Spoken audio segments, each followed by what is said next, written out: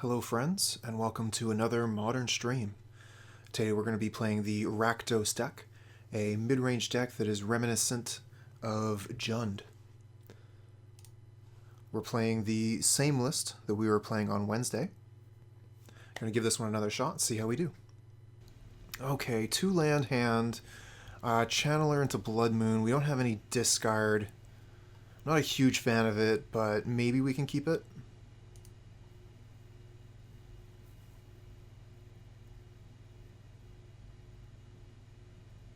Looks like a Sacred Foundry go. Oh, they're playing a Mishra's Bauble. So maybe they'll crack that during our upkeep. Oh, they crack it now. Looking at my top card. Okay. Without knowing what I'm playing, they're going to go ahead and crack it immediately. They could be playing into a Thoughtseize here.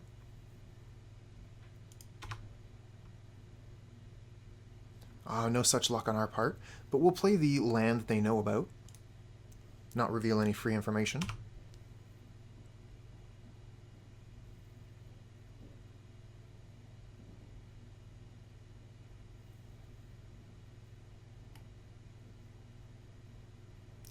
Okay, so that's going to be a pain for our fetch land. Means that we're going to have a little bit of difficulty deploying this Blood Moon turn 2. Interesting to see that, though. And that's main board, too. So this must be some sort of red-white prison list.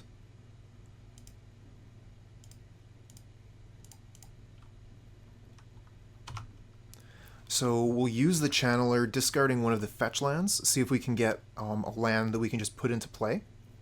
And maybe we can shut them off of white mana.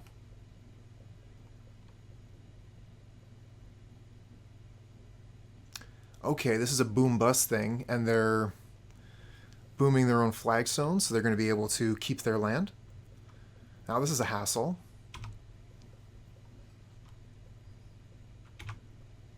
Now there goes our plan.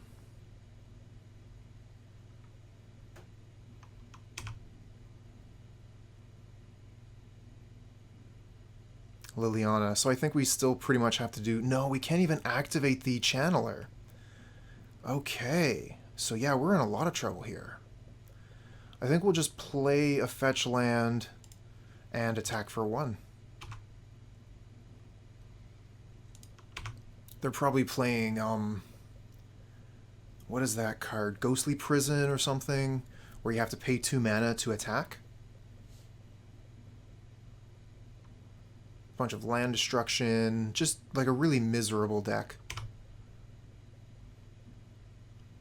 But I'm sure our opponent doesn't see it that way. I'm sure our opponent really enjoys what they're doing. The same way that we really enjoy playing a Blood Moon. I wish this was a Tarmogoyf.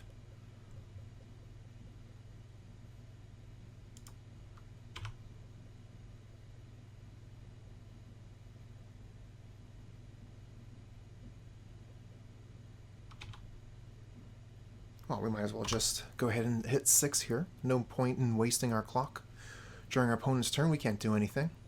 Except for attack for 1 damage a turn. Okay.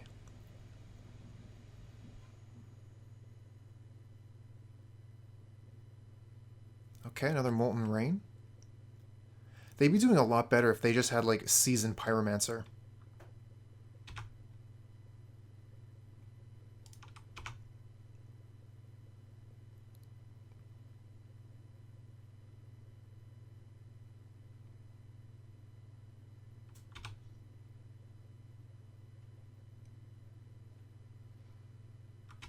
They have to pay 2 mana for their Mishra's Bauble there.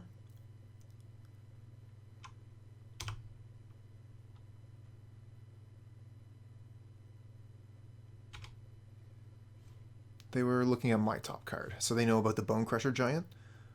We can probably discard that then. I don't think that's any better than any of my other cards that we're not going to be able to cast anyway.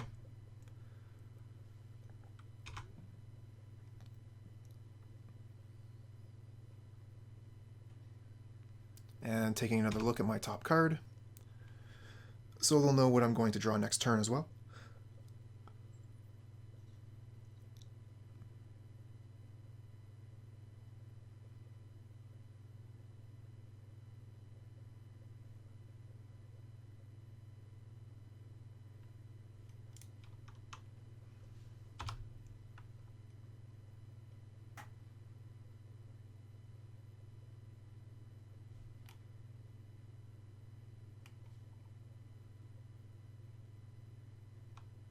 Okay, that was another Stone Rain.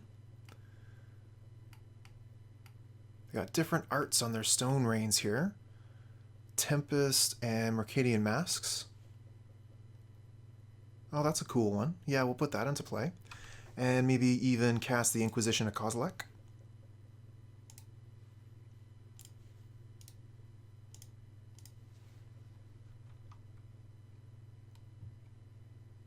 Mana Tithe. Nice. Well, that'll get us one instant or sorcery for our Channeler.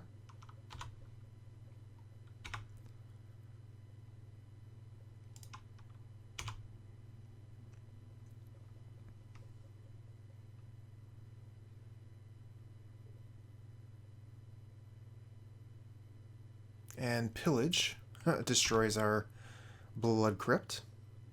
Once again, no lands, no manas, nothing to do but attack for one. Let's go.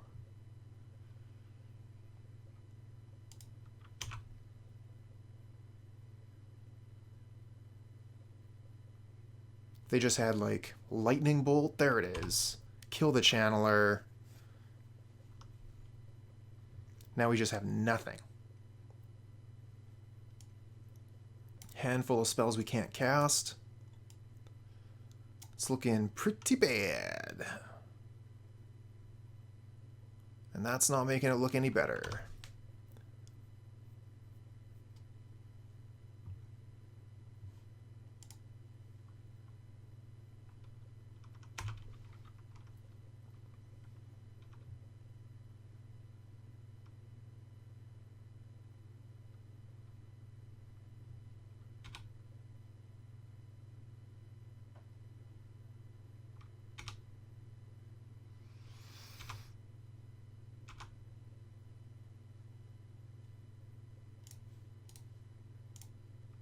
Guess we'll go ahead and bolt them.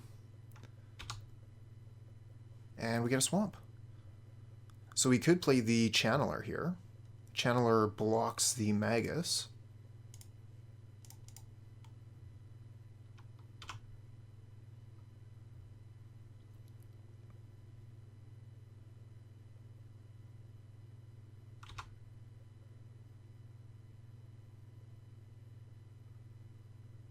Oh, they have another bolt. So we're going to be taking more damage here, but if they don't have any more land destruction, maybe we could cast a Liliana. A Thoughtseize. I guess we'll cast it.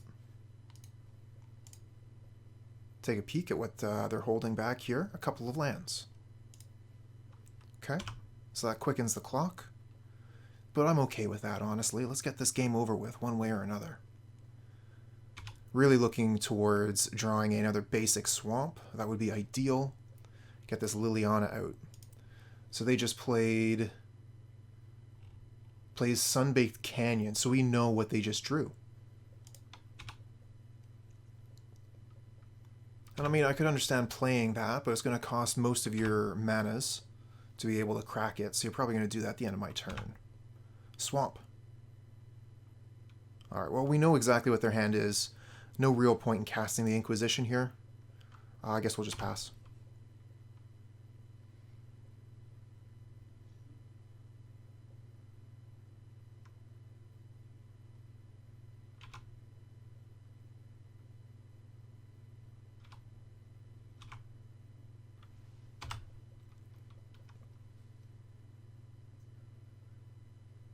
Another Sunbaked Canyon, so we know, again, Cascading Cataracts, Battlefield Forge, and one unknown. Okay, Kroxa. Well, I guess it's the best thing we got going. We're not dead yet. Just mostly dead.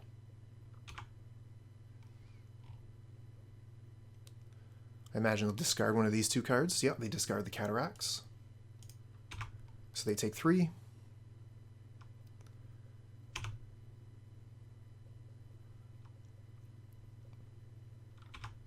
Considering how deep we are under this deck's lock, we have survived for far too long.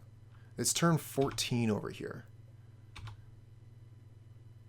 So it seems like this deck the opponent is playing reminds me a lot of Legacy Pox which is a deck I played for a while when I was getting started in Magic. The deck was a lot of fun to play, not very fun to play against, and it didn't kill your opponent very quickly, so your opponent could potentially draw out of it.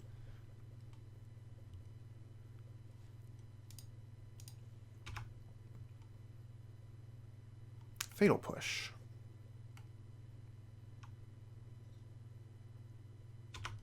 Well, I guess if they destroy our swamp, we can float the mana and Fatal Push their Magus.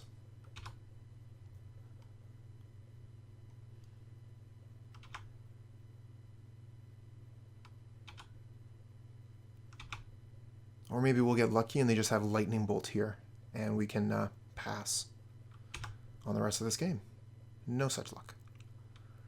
Okay, what are we going to discard here? I guess we'll discard the Chandra. No way we're casting that.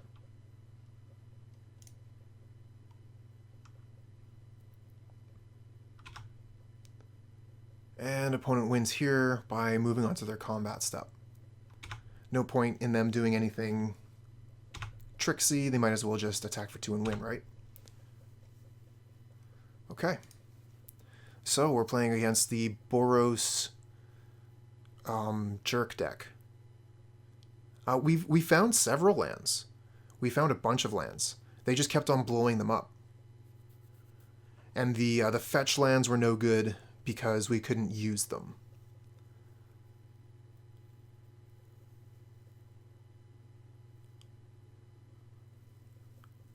I don't think we have very much in the sideboard here to attack what they're doing. We're going to bring in, I think, Engineered Explosives.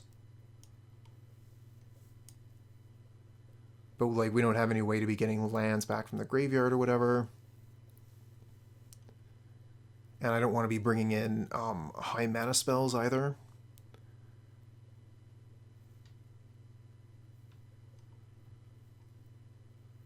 So I think we probably just want to take out Hazoret and Chandra.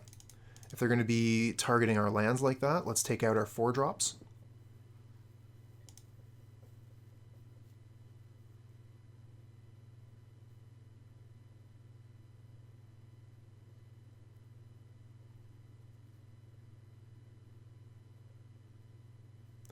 I think considering what we've seen, we're going to go with this.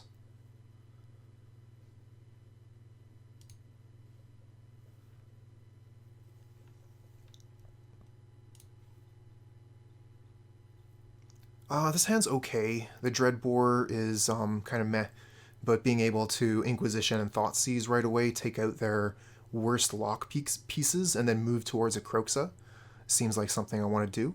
Also, I'm going to be interested in activating that Bloodstained Mire on turn 2. Maybe even turn 1, just in case I draw a second fetch land.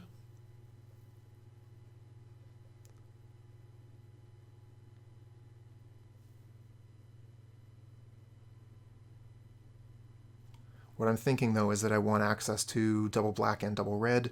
So I guess I could just Bloodstained Mire for a Blood Crypt. Don't really need to get a basic.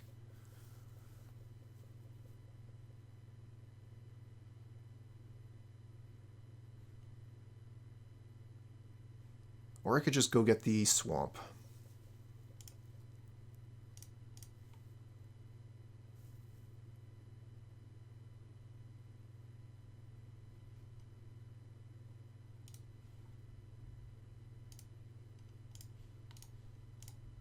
Alright, so we end up going for the Shock Land. Okay, so they have 2 land destruction spells, Rest in Peace, which is a pain with the Kroxa, and Suppression Field, which is a pain with a lot of the other things that we're doing. I think because Kroxa is our threat here, we probably want to take the Rest in Peace. Also, their Stone Rains here are going to be a bit of a problem if we let them do that thing.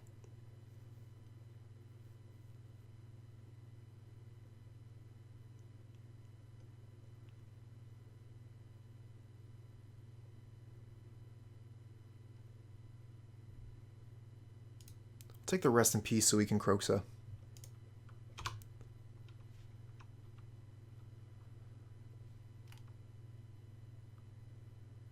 Oh, I haven't seen that art before. That's pretty cool. Guess it's like an all dogs go to heaven kind of thing. Okay, so they played the Vantage. We get a Fatal Push. Okay, so I think we just play Kroxa here, and then next turn we'll Thoughtseize them. Suppression Field isn't that bad right now when we've got quite a few lands to work with. But that could totally change.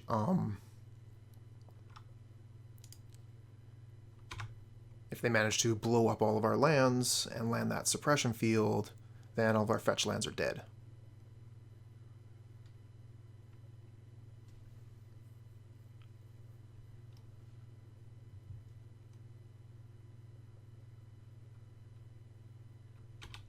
Okay, so they get rid of the card we didn't know about. Valakut's Awakening. So they kept these cards in hand. They're going to go Suppression Field this turn and then start Stone Raining us.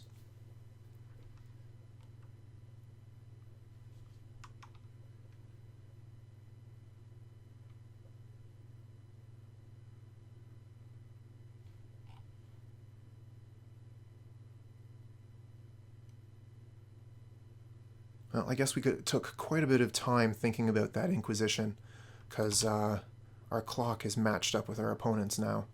And I remember we were a couple of minutes plus on time a little while ago. Okay, so they played the Flagstones and the Suppression Field. And a Mishra's Bauble. So they'll have another card in hand on our turn, which is good for us. But they had to activate the Bauble so that they could didn't have to pay the tax on it for the Suppression Field. This is interesting. It doesn't stop their Stone Rain effects, though. And they would just hit our Swamp. So then we would be off of black mana. So the Blood Moon's not going to work here. Not yet, anyway.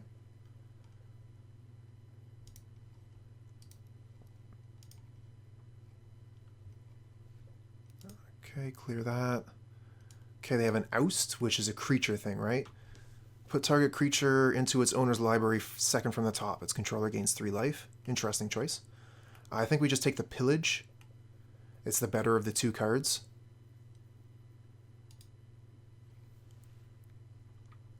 And then we just have to pass.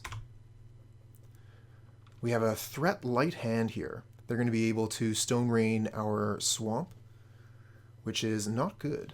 Okay, Inspiring Vantage, so they still have Sunbaked Canyon in hand.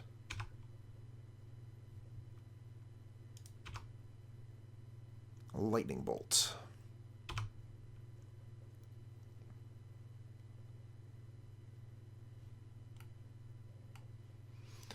Okay, there's the Sunbaked Canyon. It'll take all their lands to crack it, though. Do we want to bolt them? I don't think that's an issue yet. Oh, another Fatal Push. Brutal. Way too many removal spells here.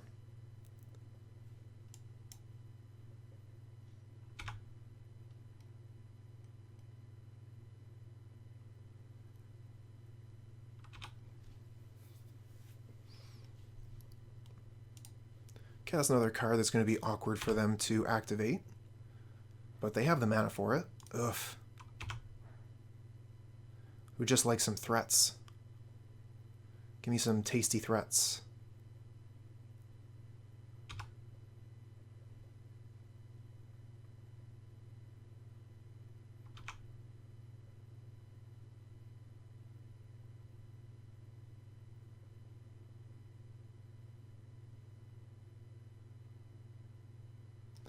Ooh, that's a problem. Okay. So they get rid of our second land. And that means that fetch lands are going to be a problem now with Suppression Field.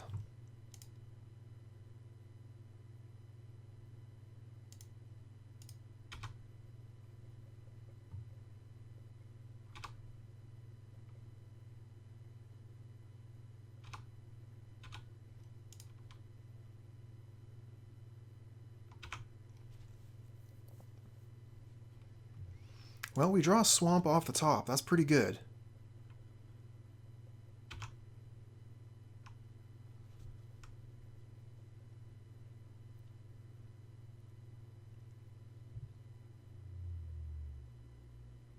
Oh, but they get a Molten Rain.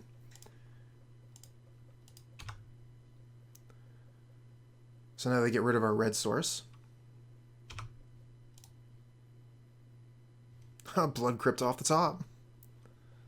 I guess we'll just play that tapped. Keep drawing lands. Let's go.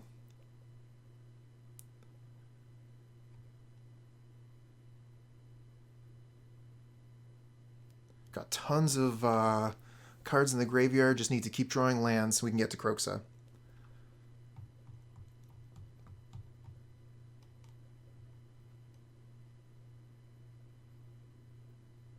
Of course, they'll have Oust for it. Maybe we can get a Blood Moon down first.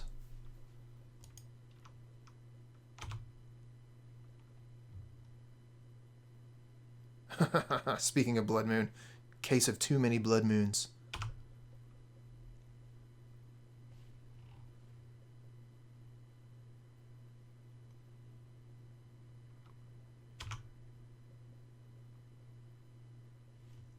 Blackcleave Cliffs. I don't think I want a Blood Moon. It takes them off white, but then they have the opportunity to take us off black. They probably just have, what, like lands in hand, maybe some removals? And this makes it more difficult to cast the Kroxa, because I'm going to need to draw exactly Swamp off the top in order to cast it.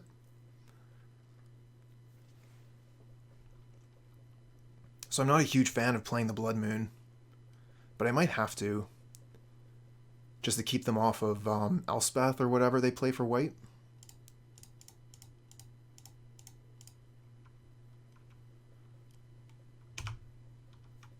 And I do play a lot of swamps in this list. It's not like when I was playing Rakdos Shadows and I only had 2 swamps. I think there's 7, and we've gone through 2. Okay, they have Boom, so they're going to destroy our swamp. No more black mana. Both of us are cut off of our second color. Not for long. Good thing they did that, though, for them, obviously, because we would have been able to Kroxa this turn if they hadn't. And they don't have access to white for Oust.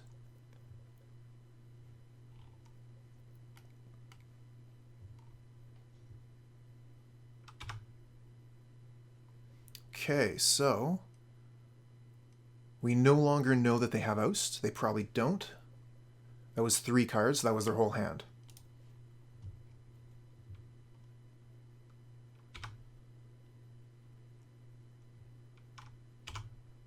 Come on, basic swamp. Give me basic swamp. Another lightning bolt.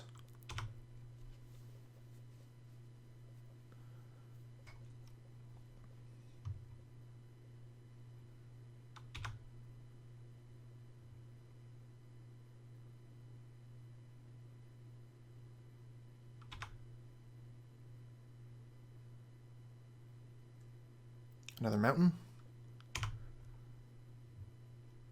Okay, well, that's Verdant Catacombs, so that's another mountain.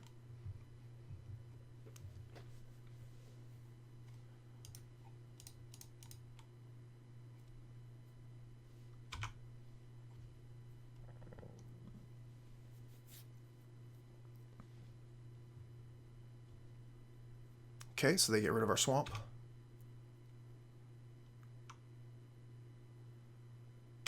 Looking for Seasoned Pyromancer, I think. Yeah, Seasoned Pyromancer is what we're looking for. We got 4 of those in the deck. Engineered Explosives. Well, we can get rid of the Suppression Field, but so what? That doesn't actually do anything for us anymore. Maybe we just Lightning Bolt the opponent so we don't have to discard a card?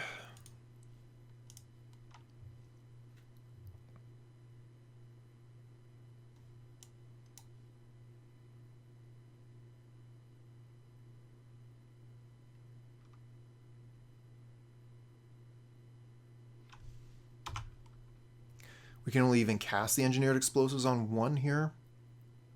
And we don't have enough mana to activate it because of the suppression field. So yeah, Engineered Explosives is looking pretty poor. Maybe we just bolt the face again.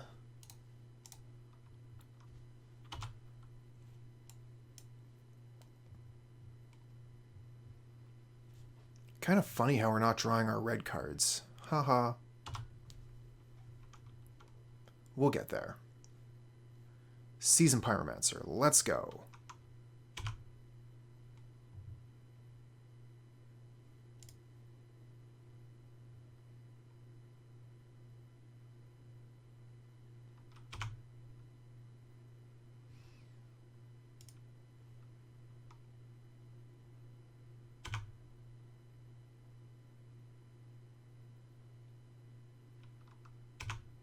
This is hilarious. Opponent just has no way to kill us, and we're not drawing our red spells.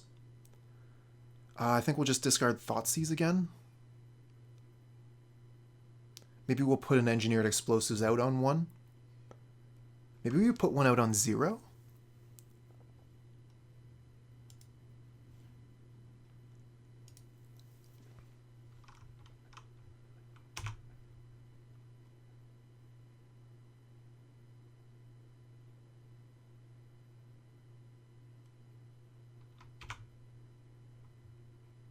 There we go.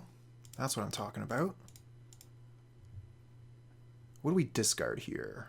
Thoughtseize and Liliana, I think. Let's see here. How many instants? We got a ton of instants in the graveyard. So yeah, let's get rid of Thoughtseize Liliana. Could also get rid of the Blood Moon there. That would have been fine. We got Swamp, which is great. I think we want to play it.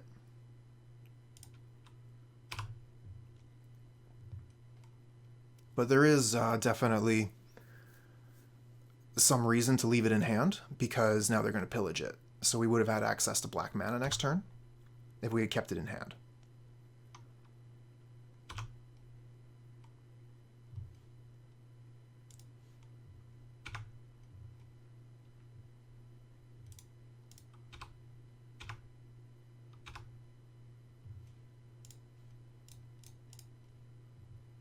Okay, we'll get rid of Blood Moon and Dreadbore.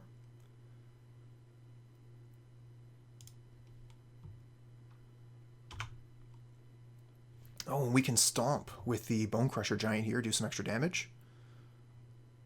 So that's 4, 5, 6, 7, 8. This is lethal, actually.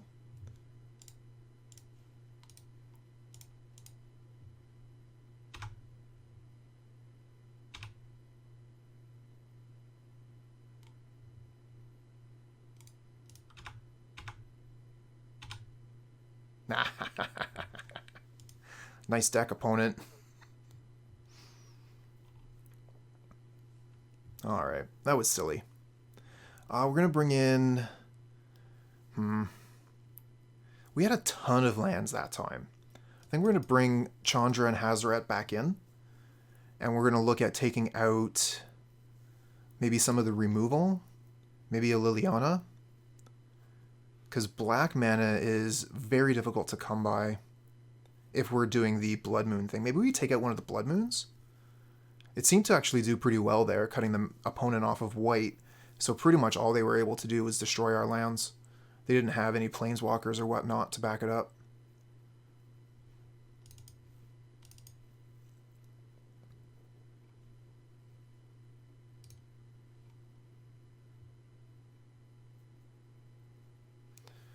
Yeah.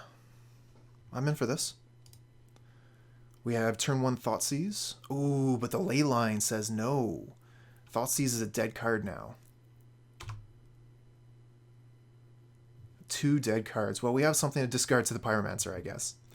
We're going to want to play the Marsh Flats so we can get through the suppression field if they have that for turn 2. And we'll probably go get a Blood Crypt so that we can play Seasoned Pyromancer turn 3. But we might want to just play the Blood Moon. Okay, that's a Rest in Peace. So we can leave the Marsh Flats for now.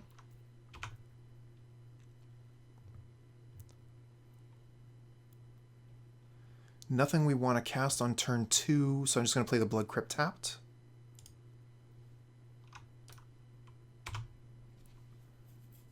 And we're probably about to lose land.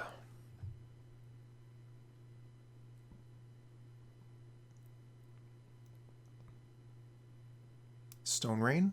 Yes, indeed. Stone Rain. We'll leave the Marsh Flats as is. We want to draw land, so we don't want to take them out of the deck. Okay, we got one. Snow-Covered Mountain, that's a good one. Yeah, we'll just play that and pass.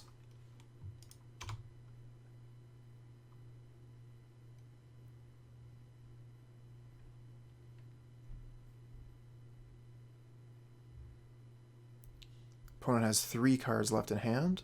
How many of those are land destruction spells? No way for us to know with the Leyline of Sanctity in the way.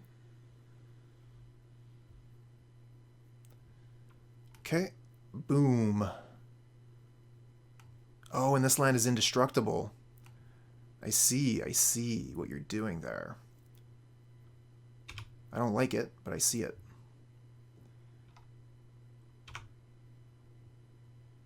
Okay, we'll just play this swamp and pass.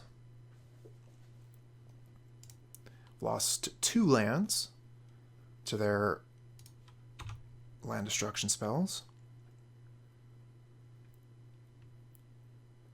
Just need to keep drawing more lands.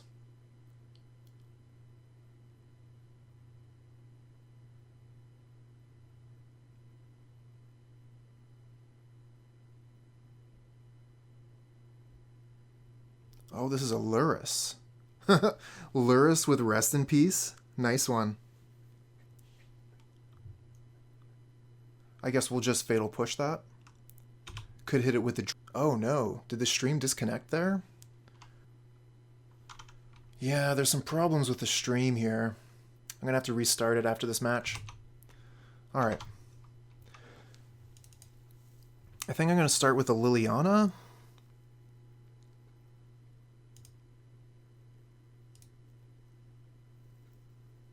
Or we could just go Blood Moon into Pyromancer.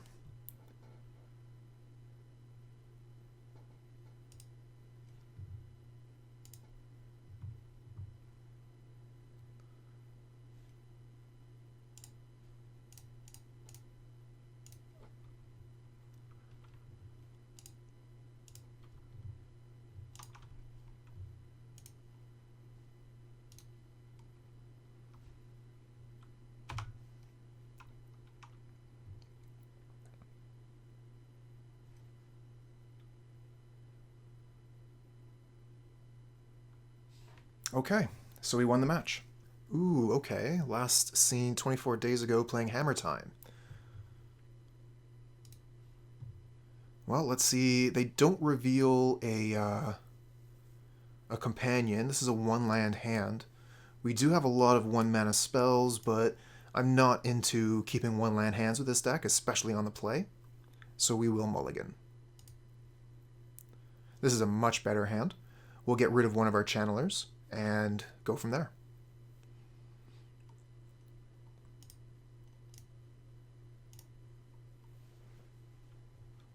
Well, I'll start with the Blackcleave Cliffs, I think.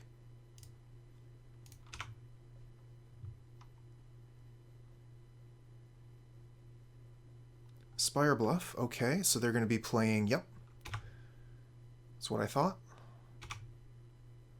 I'm fine with taking 1 damage, and then we'll Lightning Bolt the Swift Spear end of turn, so that we don't take extra damage if they have mutagenic growth. And they might have hit F6 at that point.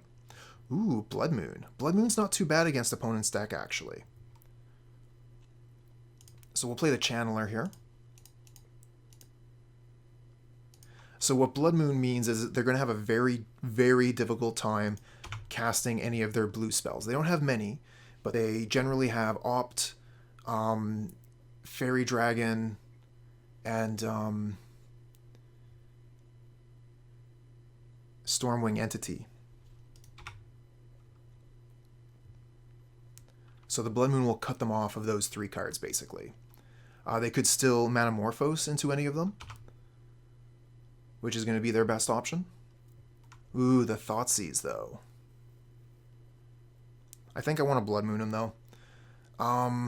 It does mean that I'm not going to have a second black for Liliana, because I'm going to want to get a red source for the Pyromancer.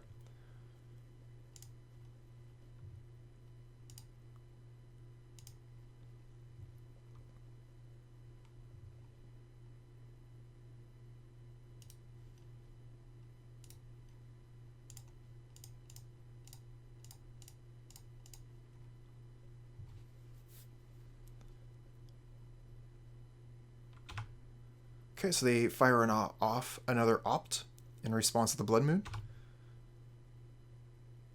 And they're just going to be playing red spells from now on.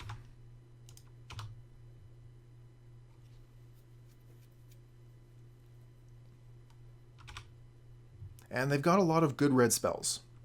Ooh, a Manamorphose. Okay, so this means blue is back on the menu for them.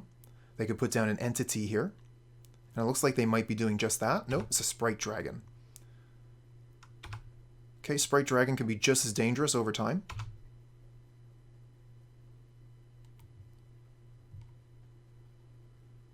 So yeah, we play the Mire. Do we Thoughtseize them, though? I think we probably do. We're going to save ourselves life that way. Lava Dart, Burst Lightning. So I guess we just take the Burst Lightning. That is a ton of damage, though.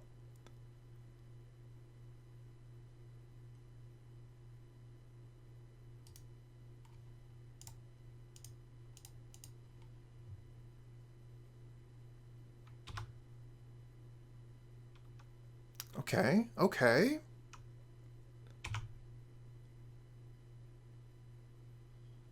So do we want to keep 2 blockers up? I don't think 1 damage is really going to be that big of a deal here.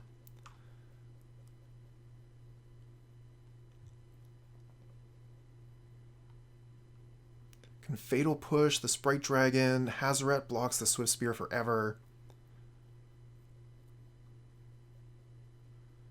We're going to take a bit of damage this turn, though.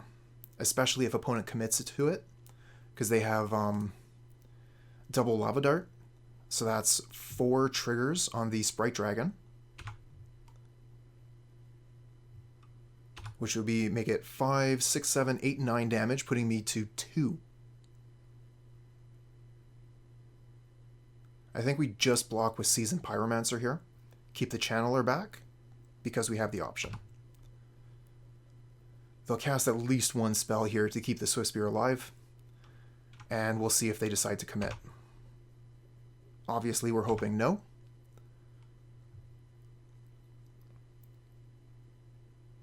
Okay, so they have put both lightning darts onto the stack here. But we don't know that that means that they're going to sacrifice their mountains. No, they're going to. No, they drew a Burst Lightning. So we're dead.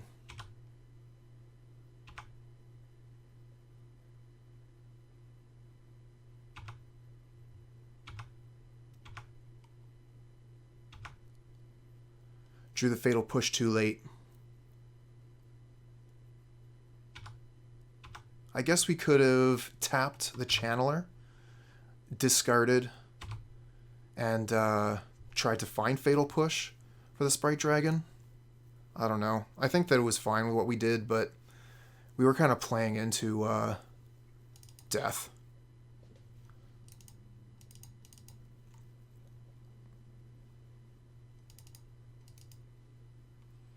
Okay, so we're bringing Cling to Dust to gain a little bit of life. We're going to take out some number of Thoughtseize. The Blood Moons aren't great. Going to take out some number of them. Might just take out all the Blood Moons.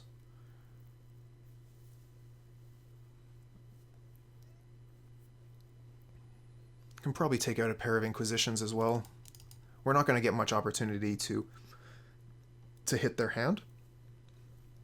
But a Blood Moon could actually do some damage, so we'll keep 1.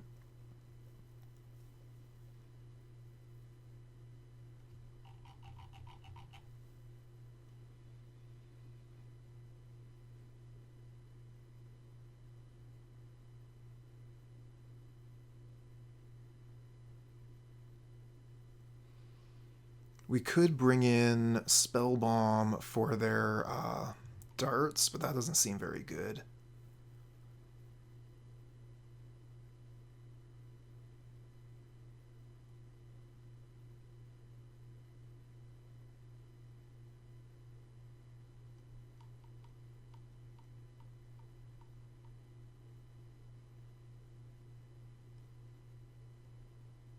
Maybe we'll just bring in another Blood Moon, stick at 2.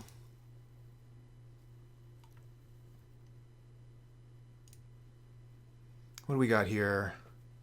Triple Liliana hand. This hand is slow. So slow. Opponent's going to have 3 creatures on the board before we even cast our first Liliana. This hand isn't much better, honestly. We have Channeler into Blood Moon. But maybe we could channel our way to something better.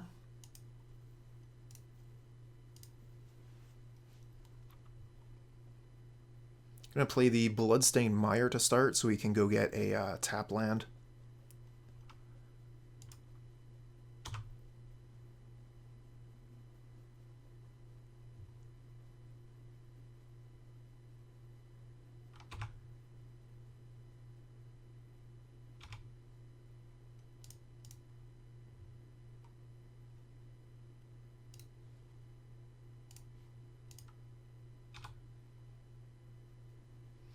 Kroxa. We could Kroxa them. I don't know that that's necessarily any better than playing Channeler, though.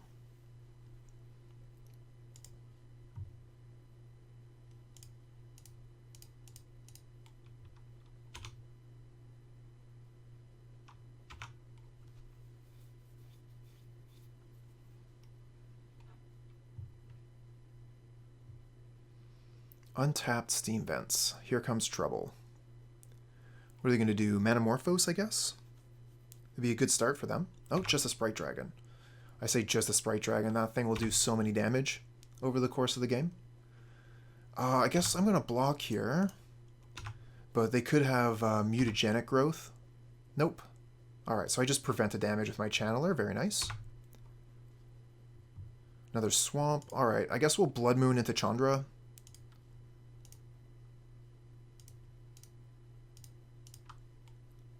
Take out their blue mana again. And then Chandra can kill the Sprite Dragon, maybe.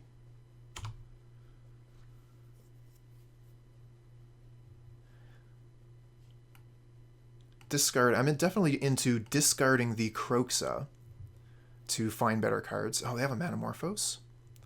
So that means they can make blue mana. Let's see what they choose to do. Red-red or red-blue. Okay, they go for the blue. This could be Entity. Yeah, it is. Okay. So we're going to want to use the Chandra to kill that.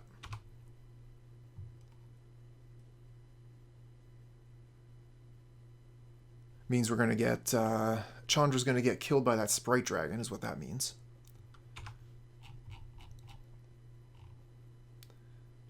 One card on bottom, one card on top with a Scry.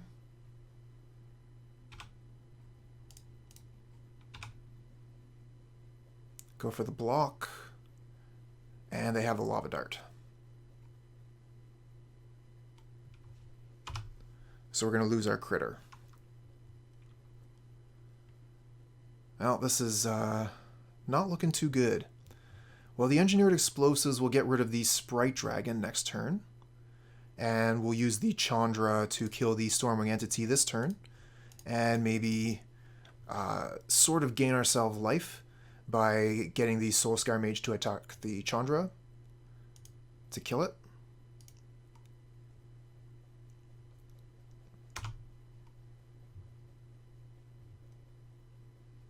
We do still have the Soulscar Mage to deal with, and whatever else they play. But it looks like we have a line that might allow us to see turn 6. Oh, this isn't looking good.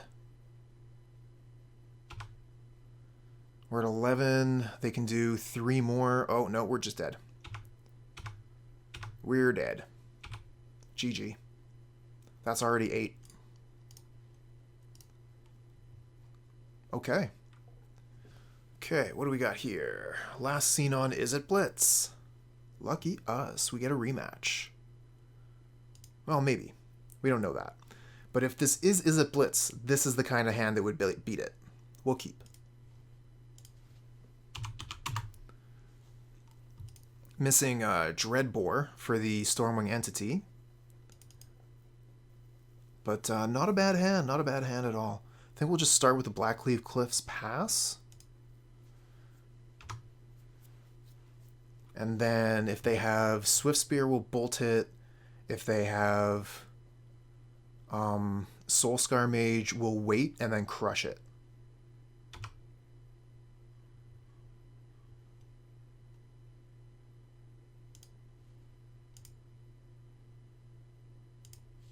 Stomp.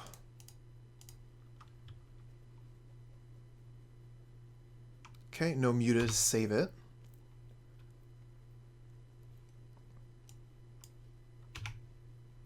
Oh. Really? They just passed the turn here. I think... Are we supposed to cast the Kroxa or the Bonecrusher? Probably the Bonecrusher, right? Kroxa's going to take a while to really get going. We'll go get a basic Swamp with this one.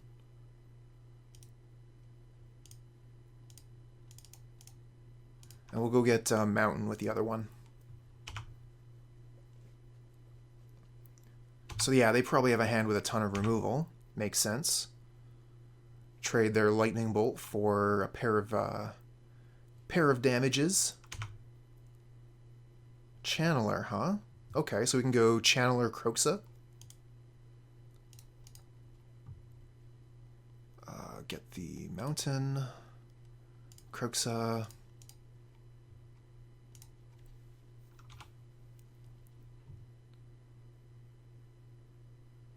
Discards light up the stage, then we'll play Channeler and pass. Opponent opts. One card at the bottom, and find no land. Okay, so they scoop there. Playing against basically the same deck, got a little bit lucky that time. Opponent wasn't able to find their cards. So we wanted to take out the Blood Moons just entirely. Maybe take out a Thoughtseize as well. And that leaves us with a couple of slots left over. So we can bring in Dreadbore and maybe Cling to Dust to gain a little bit of life.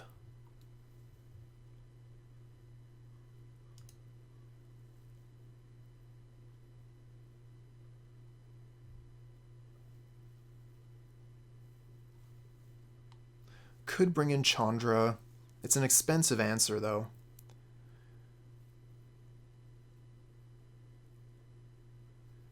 Question is, do I want Chandra over a Thoughtseize? So Thoughtseize lets me take their Stormwing entities, but I have a lot of answers to an entity once it gets down onto the board, including Dreadbore, Lightning Bolt, Liliana, and the Chandra itself.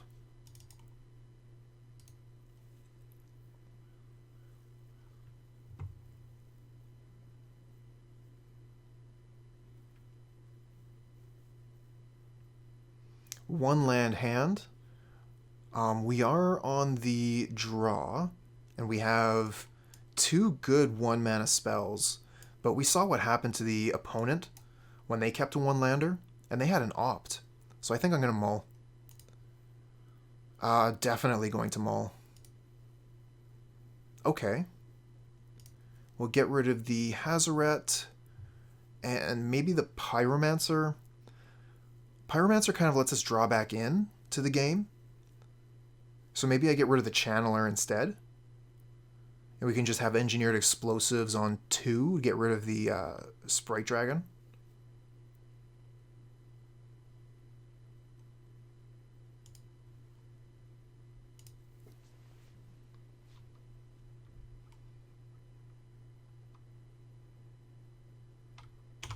Okay.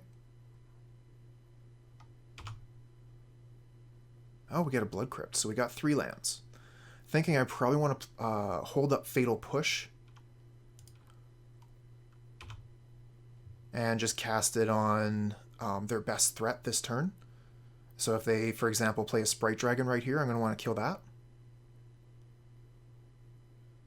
Yep, that's the one.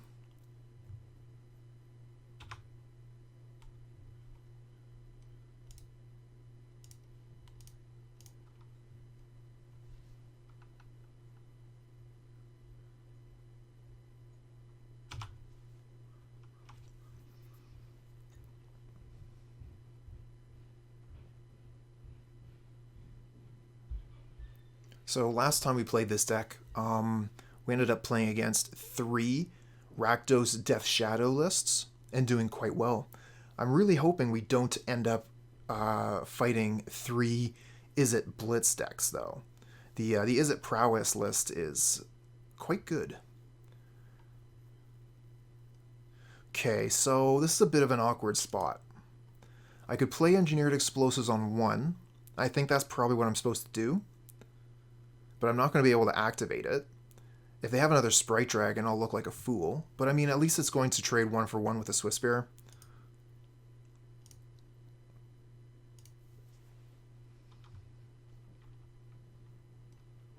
And it's also going to give them pause to play any additional 1-drops. Okay, Opt is not the worst. Hopefully they don't draw a land with it. 1 to the bottom. And it's looking like 2 damage so far. Okay. And, oh, light up the stage. Okay, that's a good one for them. So they get their land too. And they're going to be able to play the Sprite Dragon next turn. Ah, but we have the Dreadbore for the Sprite Dragon. Oh, but we won't be able to keep the Dreadbore if we play the Seasoned Pyromancer. What a shame. I think we have to play the Pyromancer, though. Because what are our options otherwise? Dreadbore is a sorcery, so we won't be able to get rid of the Sprite Dragon until our turn, at which point Seasoned Pyromancer is delayed for another turn. So I think we just have to I think we have to cast it. It's unfortunate. I would rather keep this Dreadbore. We just get an Inquisition of Kozilek and okay. In return. No surprises here. They get a land, so this could be pretty scary. They are attacking. Let's just chump. Do I want to chump with the Elemental, or do I want to chump with the Pyromancer? I think I chump with a Pyromancer. It has an ability from the graveyard.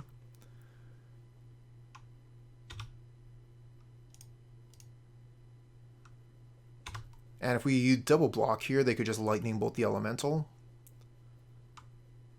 But I guess this way they Lightning Bolt us, so maybe that's worse.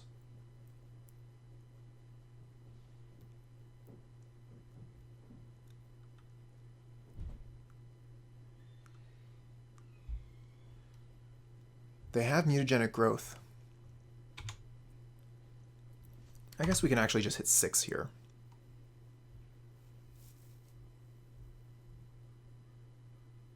Oh, and a Stormwing Entity. Okay, that's a lot of pressure. And we just discarded our Dreadbore. They have a 4/4 Sprite Dragon. I guess it's a 2/2 now, but oh, we just draw land. I guess we can take a peek at what they're holding and then crack the Engineered Explosives, but we're going to take big damage from their flyers.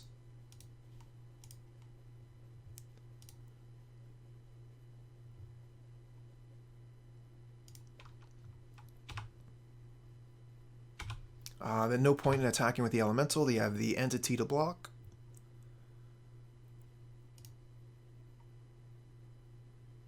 They drew something. Lava Dart. Okay. That's actually big damage.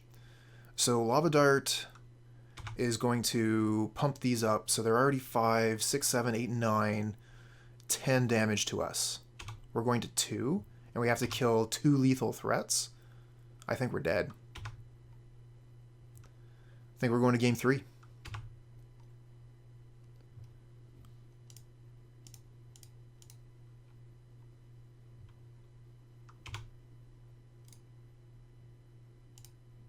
No.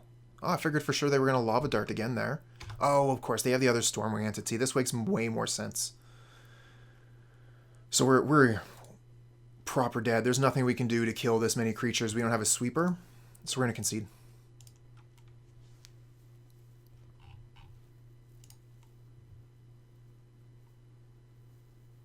Seems like a really tough matchup.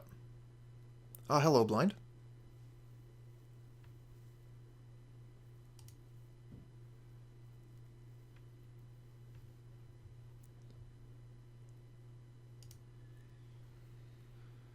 This hand looks fine. Inquisition to take their early play. We can stomp their first creature. And then we can use Channeler to get rid of some of these lands and get spells. So we'll keep.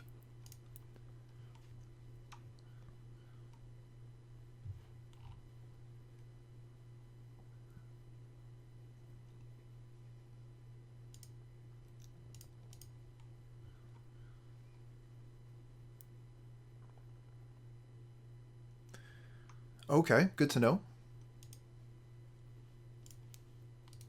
It didn't seem like we have too many good options for this matchup, to be honest.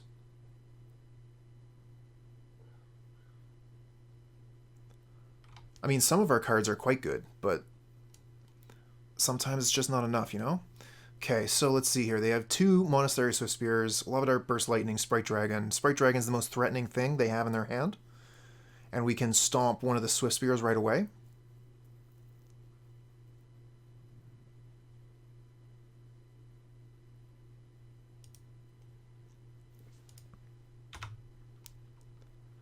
I just see that Sprite Dragon, I feel like I gotta get rid of it.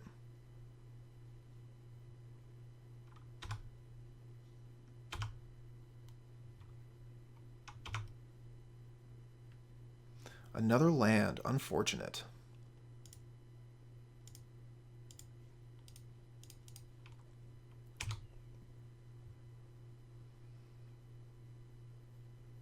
Yep, there's the other Swift Spear we knew about. Oh, maybe they didn't draw a land. They had mana problems game 1, which is how we got them. Okay, cool. And we're going to be playing a Hazoret next turn. That's cool. Let's play the Blood Crypt tapped.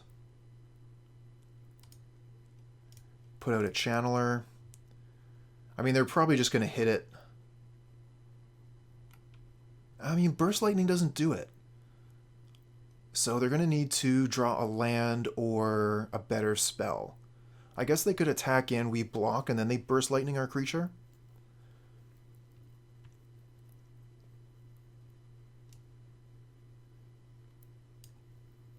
Let's put this over here. So it's kind of in my hand.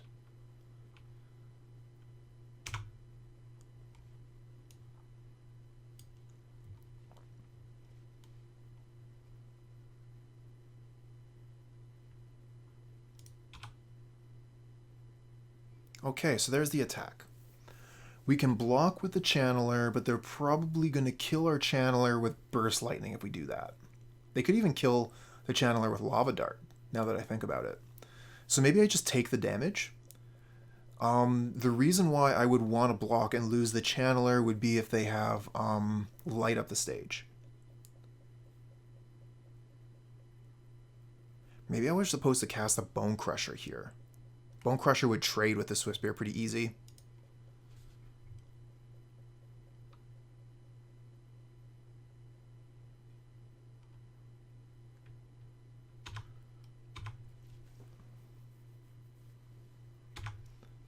Alright, so we'll risk the Light Up the Stage.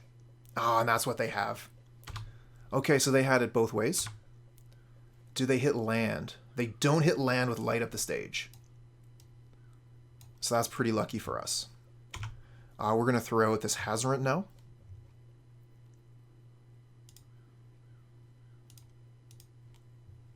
Go get Swamp. Play Hazoret. Now we could start attacking if we use the Channeler to discard land. But I think we'll use the Hazoret as a surprise blocker.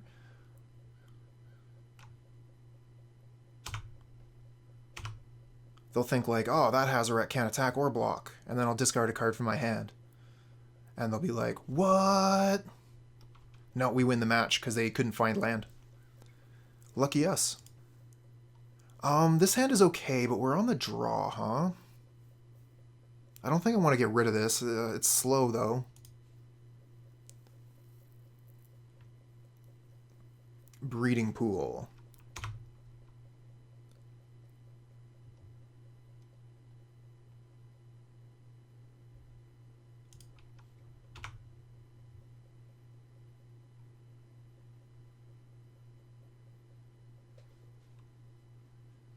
Yeah, when it comes to... Okay, yeah, it's not a secret. I don't really have a limit. It's very flexible, but I have to pay more depending on how much I set my limit to. I can't remember off the top of my head what I'm paying a week for this deck. I think it was like... Oh, what was it? Like $11 or something?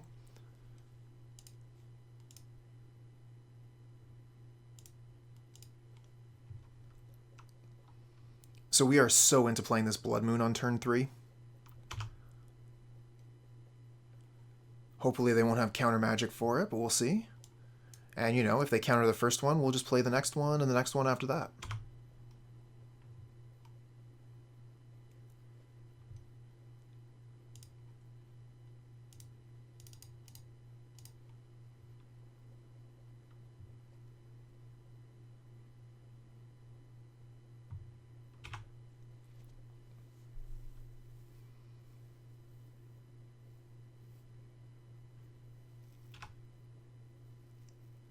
Now, speaking of rental services, I've also heard very good things about mana traders. Growth Spiral from the opponent. So, personally, I use Card Hoarder, but I think that it would behoove you to examine both services and decide which one is best for you. Sweet. Yeah, heard good things about him. Oh, Force of Negation from the opponent. So we're getting 2 cards out of them for the Blood Moon here, and we'll have another Blood Moon to cast next turn. I heard that Mana Traders also hosts a tournament.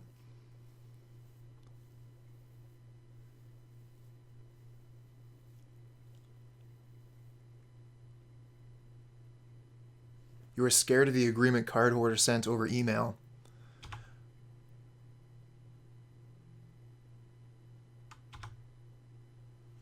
This Jace is going to be a problem.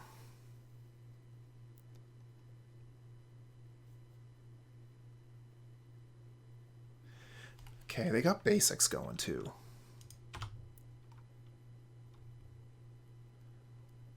And now we have a lot of choices.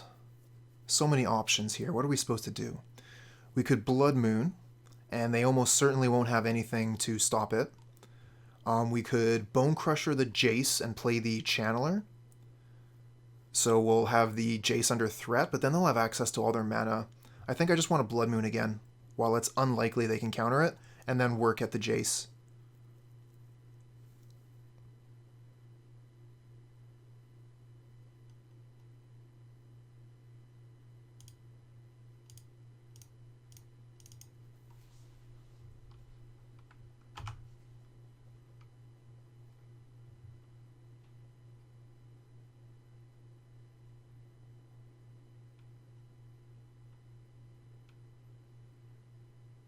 Okay, so they have the Uro.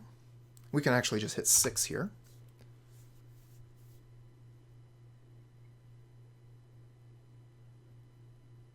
And they get to Brainstorm with the Jace. So the Jace is going to be getting them a ton of value, even though they don't have necessarily the mana to do what they want. They'll soon be able to do whatever just because Jace is going to let them. So let's see here. We have the Pyromancer. I think we want to go land Pyromancer Channeler. Get a bunch of creatures out so that we can kill this Jace.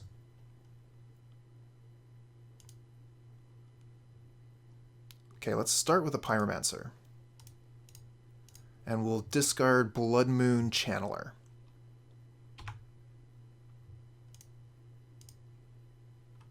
Okay, we just get 2 lands. Unfortunate. We'll just play this other Channeler then. And then we'll have access to Stomp Jace next turn. And we're also presenting a whole bunch of dudes here that are going to be a threat to the Planeswalker. So hopefully it won't be on the board for very much longer. Another Uro.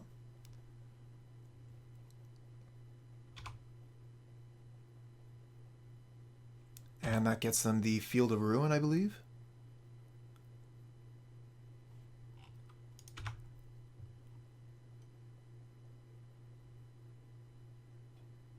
Oh, and we win. Oh, nice. Okay, that's the power of Blood Moon. So let's see here. We're playing against an Uro pile. So we got Spellbomb. Angrath is interesting. Oh yeah. You gotta love it when Blood Moon is a 3-mana enchantment that just says, you win the game.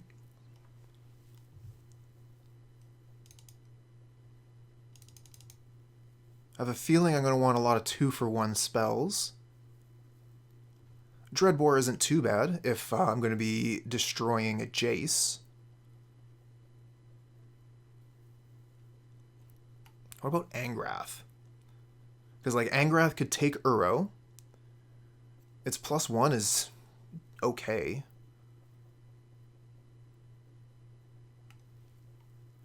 Well, let's look at the cards that I gotta take out first, because I'm gonna want to keep all my discard here. Fatal Push, kind of meh. Lightning Bolt, very meh. Especially when I'm playing Dreadbore to get rid of the Jace.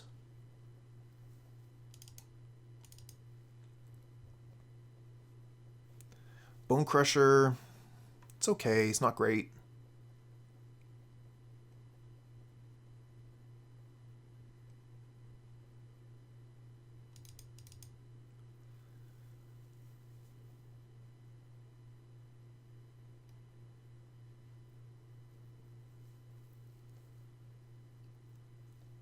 I guess we could try this.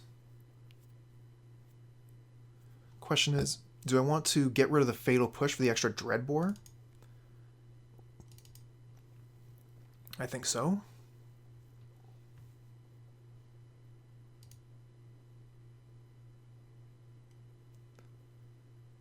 But I would not have minded getting that Angrath in here. Good hand. I like this hand. We got a basic swamp for a Thoughtseize, and we have Blood Moon hopefully ready to go on turn 3. If our Blood Moon follows Thoughtseize turn 1 and 2, we might actually get to resolve it.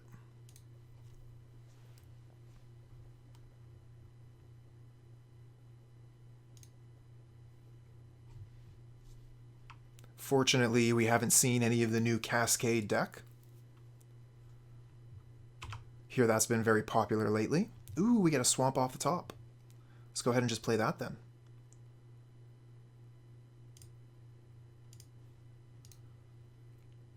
No need to fetch the basic swamp, alerting the opponent to the pending Blood Moon.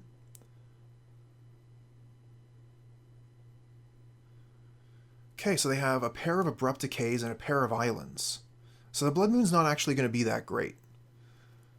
They can't actually cast any of their spells, though. Maybe I just leave them with a double decay, get rid of the Growth Spiral.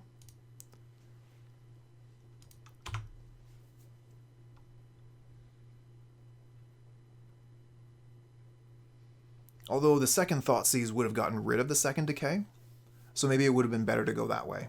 Get rid of both decays, and then they can't hit the Blood Moon. But if they don't get to green mana immediately, those 2 Abrupt Decays are going to be dead cards in hand. So maybe we can still get this Blood Moon down turn 3, and they'll just have 2 islands.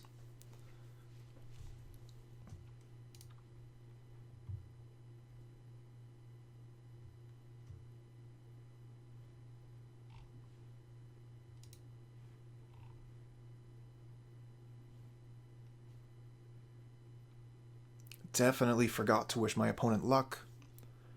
It's nothing personal. Sometimes I just forget.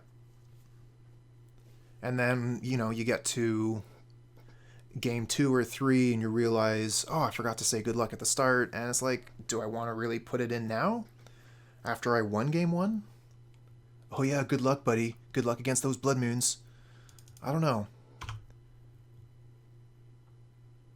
Hazoret, huh? Okay.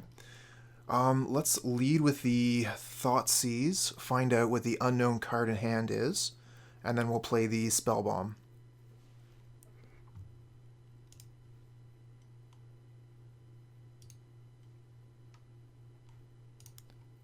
Play the land first.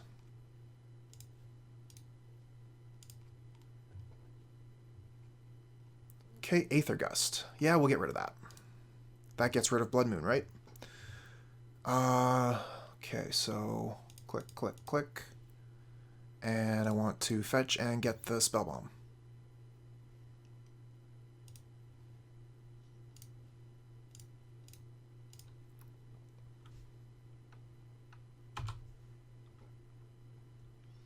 Okay, let's go Blood Moon, turn 3. Okay, that's the other island we know about, so they don't have access to Abrupt Decay. Wicked. They have one unknown in hand, which could be Counterspell, but if it's not, they're in a lot of trouble.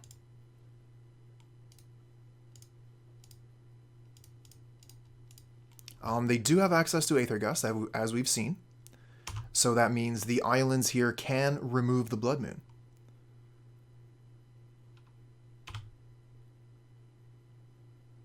Seasoned Pyromancer is decent. I think we discard probably the Kolaghan's Command and Dreadbore here. And just like lean on the Pyromancer and hopefully getting to the Fervent.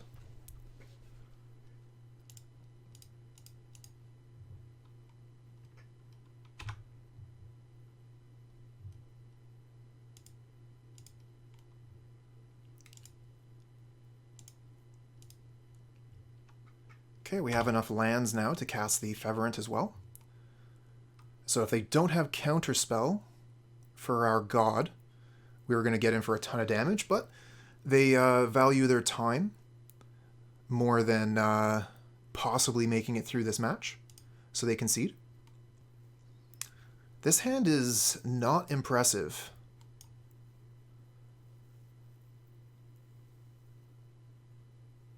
You don't impress me. This is better. It's almost the same hand. Do we get rid of land here? Or do I get rid of one of the 3 drops? Without knowing what the opponent's on, I don't know if like Liliana or Seasoned Pyromancer or both are just blowouts. Opponent is mulligan to 6. They've shown no companion. What could they be on? MtG bot doesn't have any hints. And opponent has kept. We're going to keep as well. What do we put back? I like having access to both of these discard spells. Give them the old 1-2. So maybe I just get rid of land?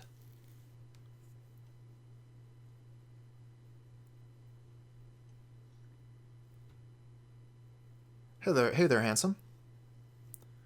I had a little bit of trouble with my stream, so match 1 happened around the normal time, then I had to stop the stream and start it back up again. Anyways, glad that you're here. Had a pretty nice sleep yesterday.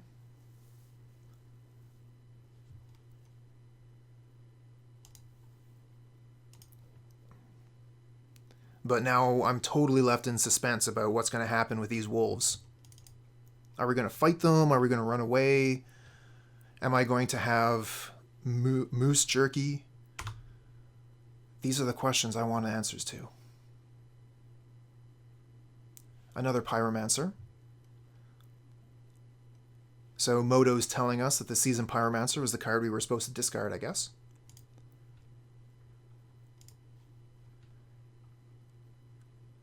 Handsome, you watched some monster movies, huh? How was the Godzilla movie?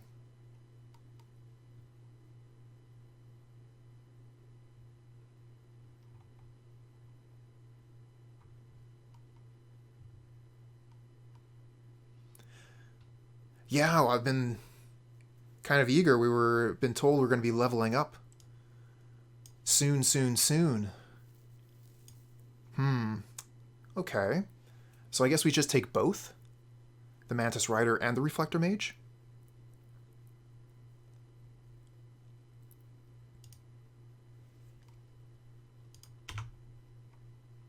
Liliana the Veil looks like it should be pretty good versus humans. Maybe we can knock that out on turn 3? Ooh, they found a 1-drop. Champion of the Parish, right on time. Second chapter encounters are exponentially more difficult. Okay. I better put on my big boy pants because that Banshee pretty much one-shot me, huh? So if things are going to get harder than that, then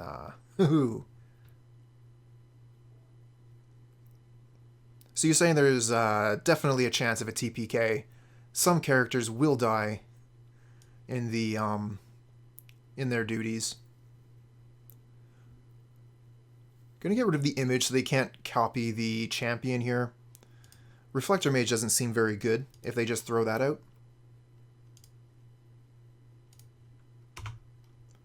But Fatal Push, Lightning Bolt, anytime deck.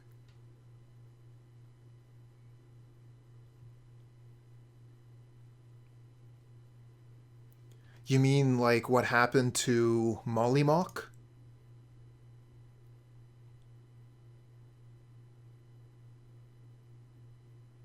Oh no, I know there's a thing for this. But I can't find it. There it is.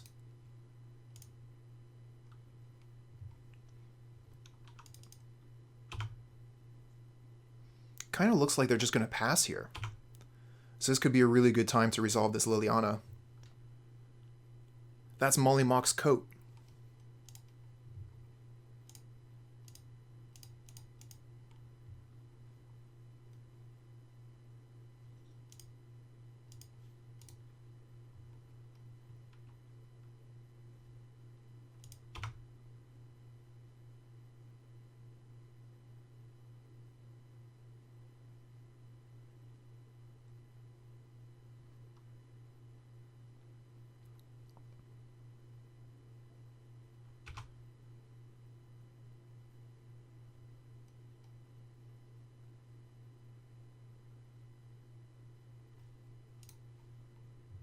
And there's the Reflector Mage. Okay, so they got no value Reflector Mage here. It's good for us. And now we're going to throw out one of these Pyromancers. I also need a Campaign Secret. Yeah, I got one of those. Let's see here. How are we going to run this? I think... We probably tick down Liliana. There's a chart. Okay.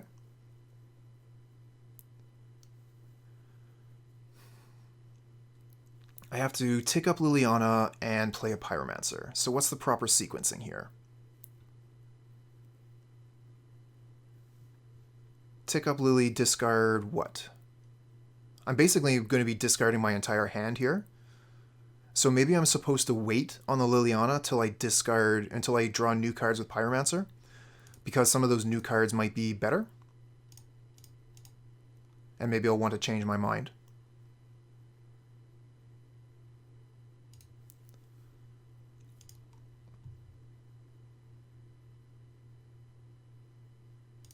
I'm going to keep the Liliana, I think. So I think we just leave the land in hand so we can discard it to Liliana.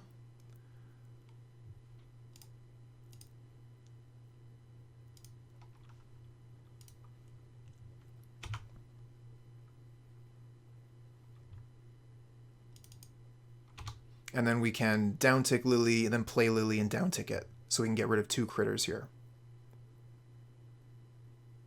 They only have Phantasmal Image in hand. So they could image the Reflector Mage, bounce the Pyromancer, and that's just going to give us extra draws. And we can get rid of both of their cards. Oh no, this is a freebooter. They only had 1 card in hand. Oh, the image was discarded at some point. That's right, I didn't want him to copy the champion, I guess. Okay, so we lose... excuse me. We lose the Liliana this way.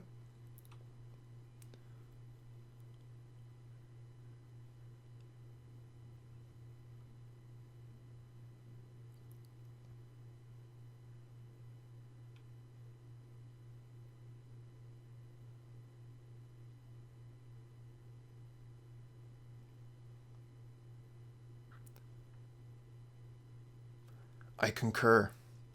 I also like this list. It does so many cool things. Nice. So we can double block the Reflector Mage here, and then the down tick of Lily gets us our Lily back.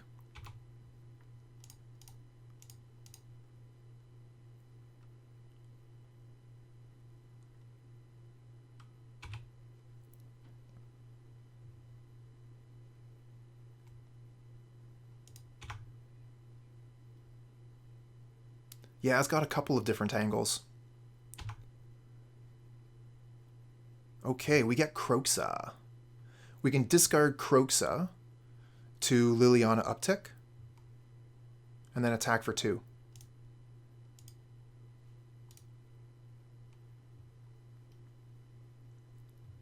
While having several answers. Yeah, this is fine.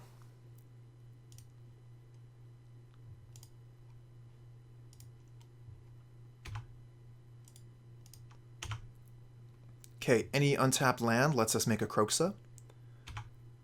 If we don't make Kroxa, we can make a Channeler.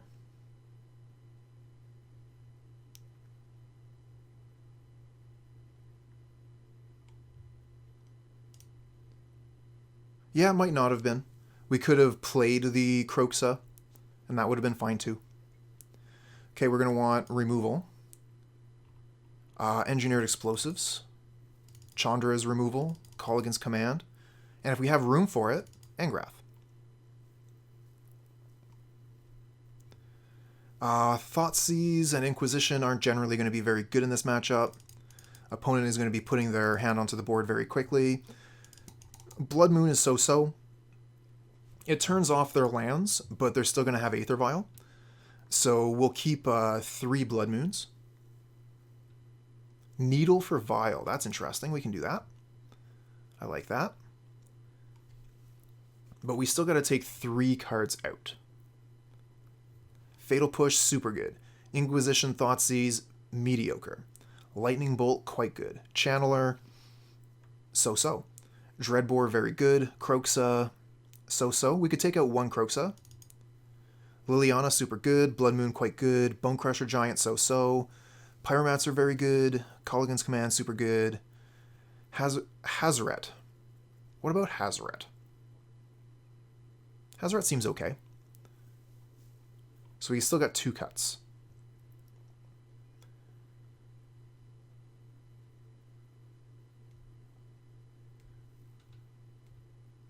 Think Inquisition is better than Thoughtseize? Definitely is. In this matchup, I don't think there's any reason to play the Thoughtseize over Inquisition.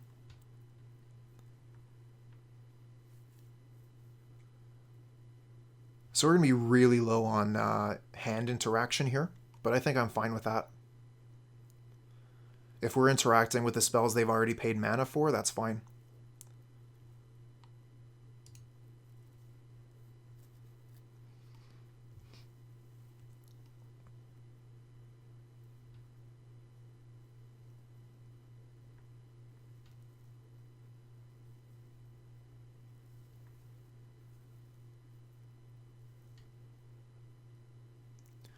They're basically all 1-for-1.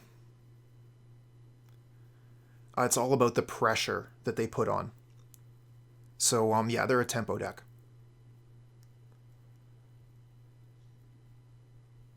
They'll be putting down their 1-drops, 2-drops, making their team big, and then their 3-drops are either going to be the nail in the coffin or some way for them to interact in Reflector Mage. Can't remember exactly what they would be having in the sideboard. Let's see here. When I was playing humans, I had Apparitions, Champions. Auriok Champions are going to be very good.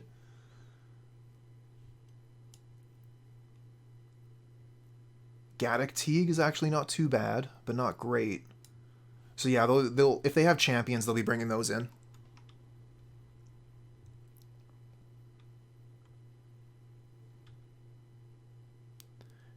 Yep, exactly.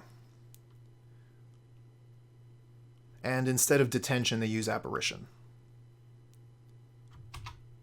Alright, let's get back into it. What do we got? We have a 2 and a 3 and a 4.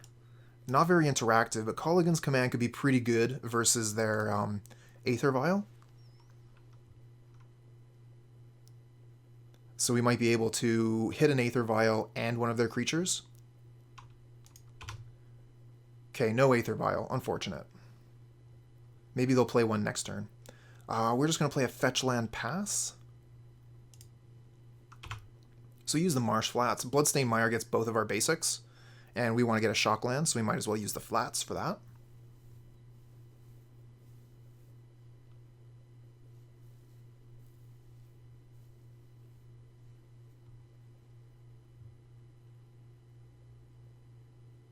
Uh-oh. Mantis Rider coming in for 4.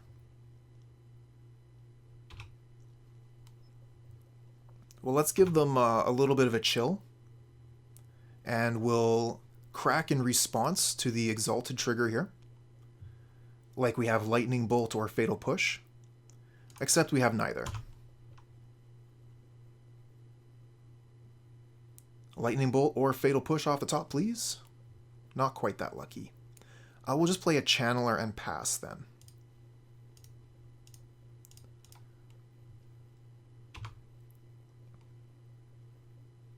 But that Mantis Rider is going to finish us off fast. 4 damage a turn. Doesn't take long. And they're not going to be stopping there either. The pressure is going to continue. So we're probably looking at, what? Kolaghan's Command. Uh-oh. What's this? Double white? Okay, it's just a Thalia. I mean, still bad.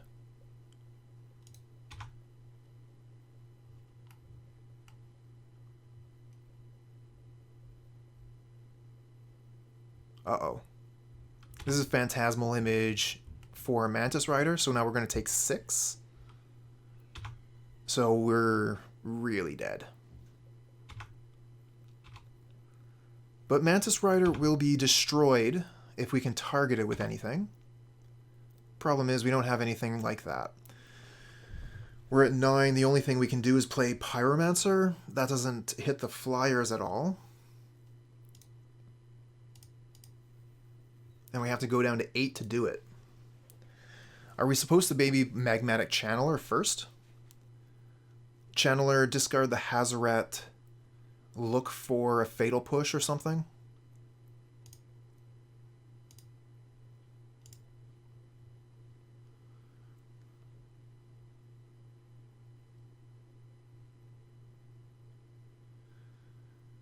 Could we do anything with the Engineered Explosives? No, because we can't get to 3 mana.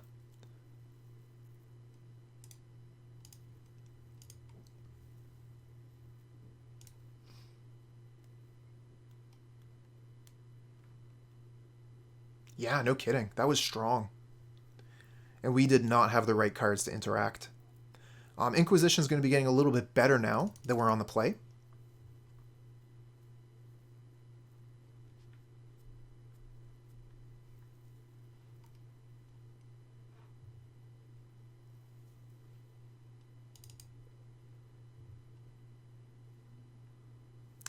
I'm wondering that.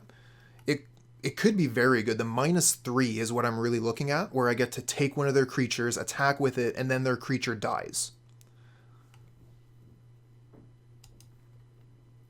It is. That's really high. All right, we're going to take it out. Okay. Angrath down.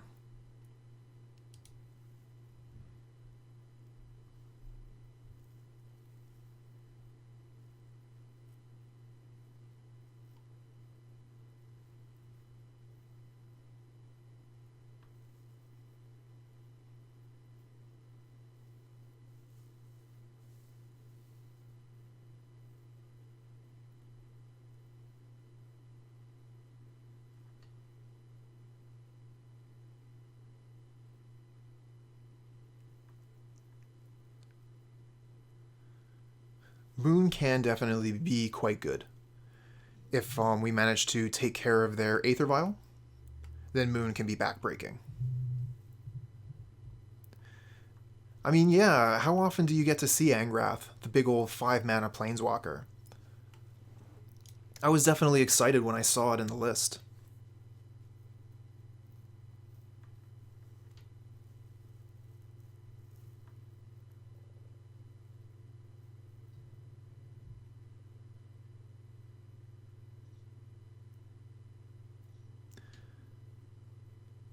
We were dead before turn 3. I mean, that's how it felt when we were playing against the Izzet deck as well.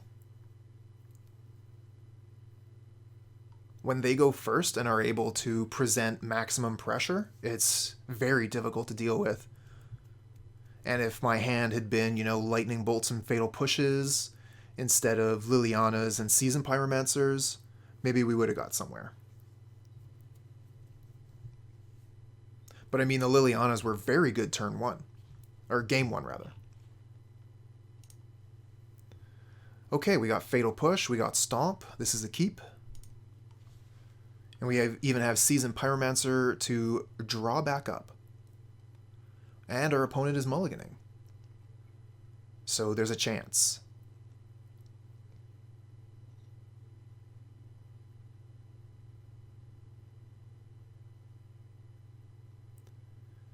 Definitely enjoy doing that. Managed to do something like that with the Angrath on Wednesday. It's really fun when you kill your opponent with their own resources.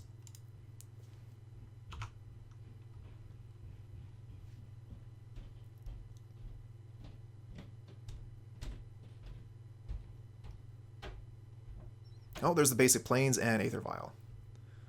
Nothing to Fatal Push this turn. So we'll just wait. I think we'll Channeler this turn.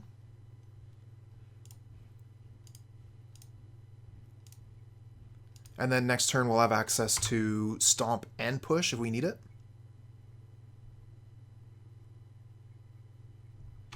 Or we could just go Seasoned Pyromancer if they're not presenting any threats. We do also have access to discard a land, redraw with Channeler.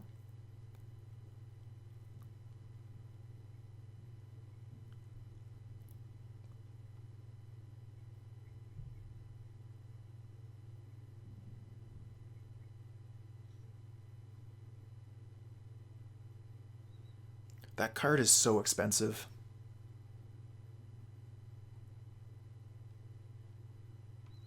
Okay, well they got something. Champion. The Seasoned Pyromancer. Okay. So we're going to kill both of their cards. We'll Fatal Push the Champ and Stomp on the Lieutenant.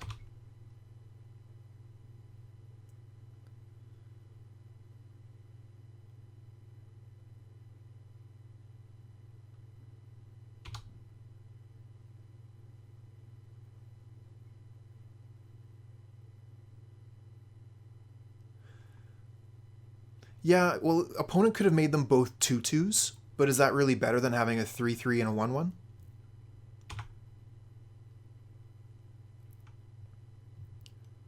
Okay, we're just going to kill their stuff and attack.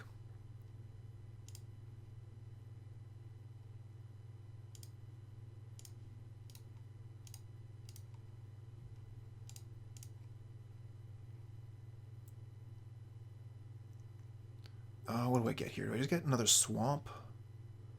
I think so. Get a basic. Okay, we'll keep this in my hand, so to speak, so I remember it's there.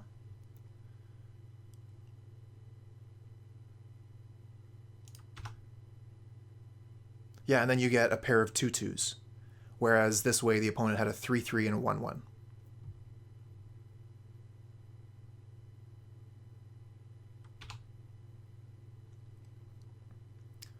Relic of Progenitus. Activates it.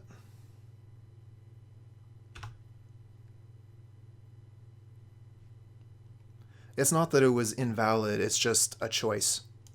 So you could have a pair of 2/2s or a 3/3 and a 1/1. I think that it does become important in some situations. It's just in this one, it didn't matter too much.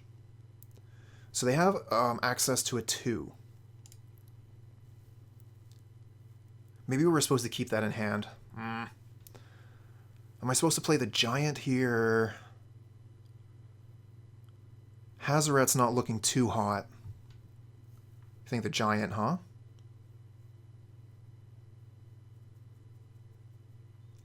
And if they have a 2 isn't going to kill the Channeler. So I can attack with the Channeler. You think no attacks?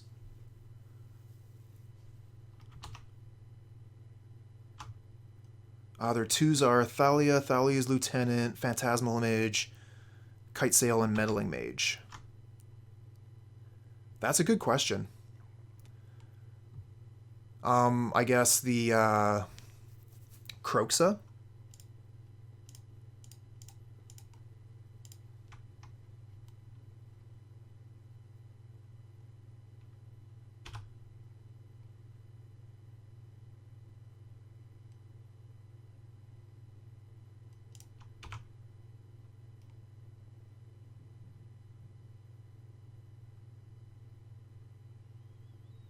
Oh, no drop on the Aether Vial there. No 2-drops. We need 4.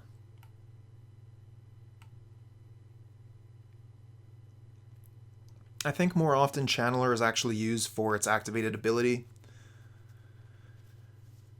I've found as I've been playing the deck that I have neglected the ability of the Channeler quite often.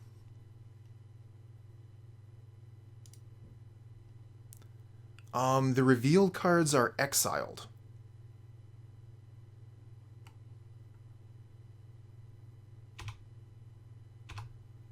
Okay, that's pretty good. Opponent can put a 3-drop in. Make their Lieutenant a 2/2. And if they do that, we can Dreadbore whatever they play. The Lieutenant won't be a good blocker yet.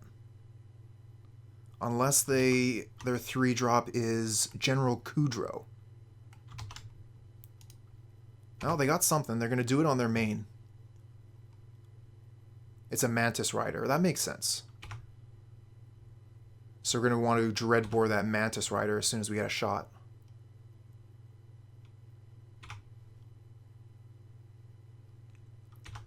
Yeah, that's right. A Dead Rider. That thing's done its damage. Now it's going to die. I guess we'll go get a tap land here. Blood Crypt. What do we get? Oh, a Blood Moon. Well, they have the Aether Vial on 3, so Blood Moon's not going to be very good here. So we could use the Channeler. See if we can get something better in return for the Blood Moon.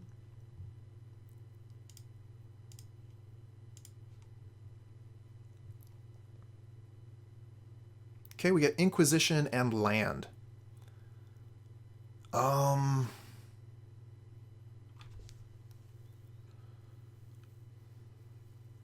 So we could play the land, and that allows us to Dreadbore and Pyromancer. Let's do that.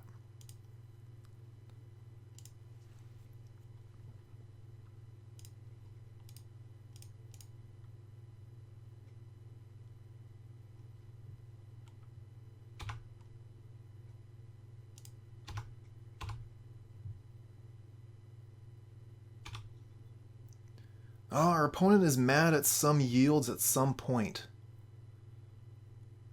Something about the Fatal Push. I don't know. Hazoret's pretty good. But do we really want to give up the value of the Seasoned Pyromancer here? We're going to be putting a bunch of bodies on the board and drawing a bunch of new cards. But I do agree, like, discarding the Hazoret's kind of painful. But we got some really good cards in return. Wow. Chandra and Liliana? Nice deal.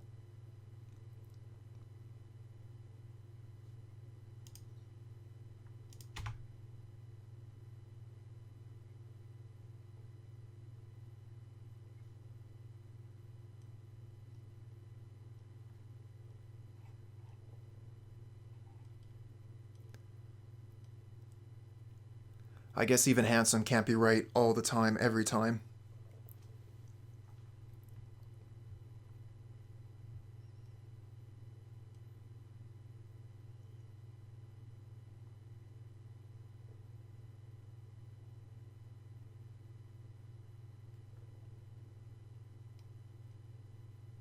Throw 3 wolves at your deck?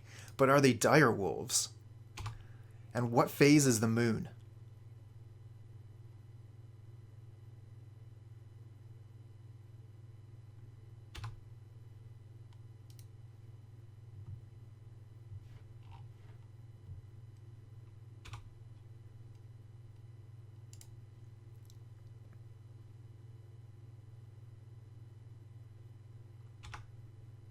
Okay, opponent has 1 card in hand and Aether Vial ready to go. Just a regular old pack of Tactics Wolves. Pack Tactics. That gives them advantage on attacks, I think. Seems good. Swamp. Okay. So we can still only get one of these things down. If we play Liliana, we can minus, and they'll have to get rid of either Lieutenant or whatever the Aether Vial puts in, then we can attack. And we'll put the Chandra down next turn.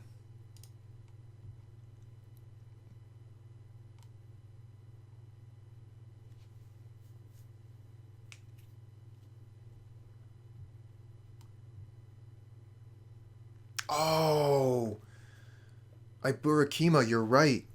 Hello, by the way. No, you're totally right. Should have Chandra, left 2 swamps, tick up, add mana. Sometimes I forget about that ability. Thanks for chiming in. YouTube comments, by the way. Chandra is the play that I should have made.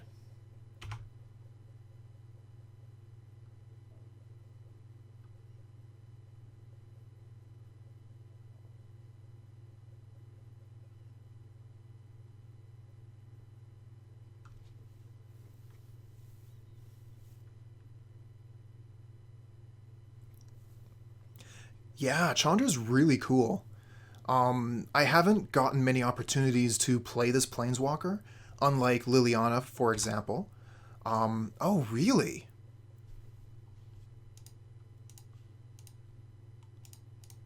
Thanks, opponent.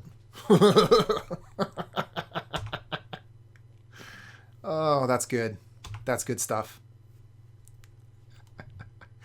Opponent chose the wrong spell, by far.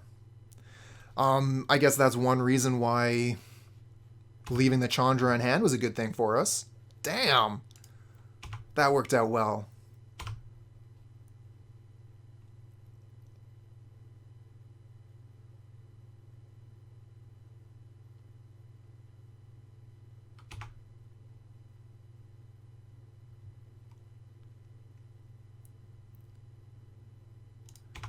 Yeah, that's true. Once in a while, loose lines are rewarded, punts are not punished.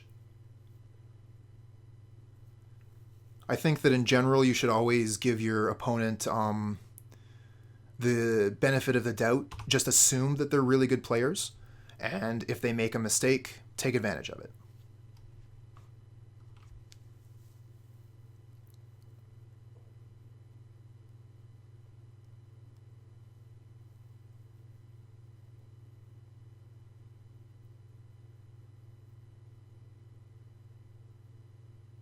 Wow, that is shocking. But I mean, a lot of Hoogland's fans were Magic fans. I know Hoogland from Magic, so it totally makes sense that you stop playing the game that your fans want to watch. They're going to stop watching. Like 1 + 1 + 1 = 7. That's something as Magic players we understand. Inquisition. Okay. So I could Inquisition Chandra, tick up Liliana. I also have access to the Channeler, so I could redraw for the Inquisition. Let's see what they're holding.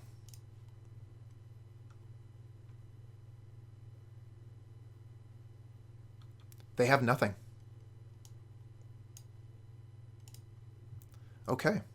So what do we do here? Do we just kill the Pyromancer and attack?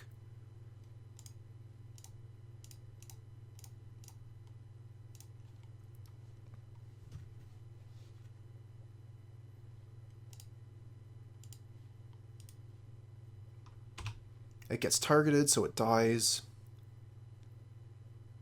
They don't have the sweet ability that my Pyromancer has from the graveyard. Tick this up.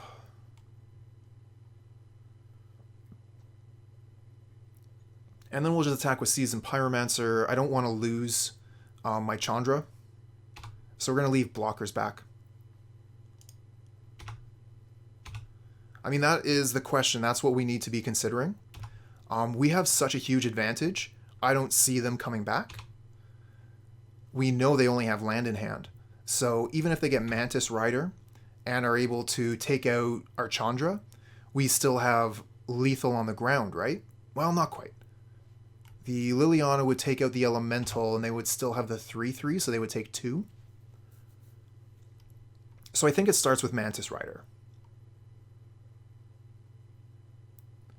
Ancient Ziggurat. So that was the card we knew about. Oh, it's just a champion of the parish. Oh, they do have another draw here with Canopy. So they could still get another Mantis Rider here. Another shot at Mantis Rider.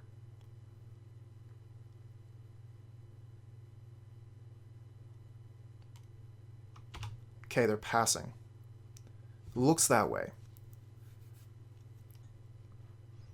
Just tick up Chandra and attack. Tick up Chandra, tick down Liliana, attack. Oh, they're going to show me what they have in hand. What is it going to be? It's a Realm Walker. First time I've seen this card. This is one of the new cards that's been released. People have been really excited about it for the various tribal decks. Personally, I'm really excited to play it in Spirits. But it allows you to cast, in this case, humans, off the top of your library.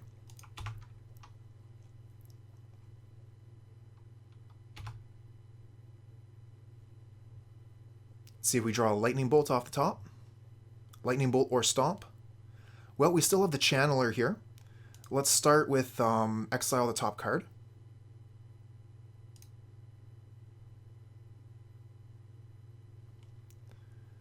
Marsh Flats. Okay, puts them to 2. So we can get them to sacrifice the Elemental, and then if we attack, they block the Pyromancer, block the Elemental, take 1. They go to 1, and then we have a bunch of tokens from our Pyromancer. Or we could discard the Catacombs and look for another spell.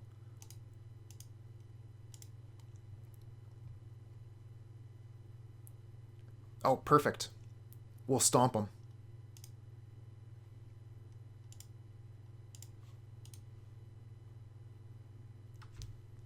For 1.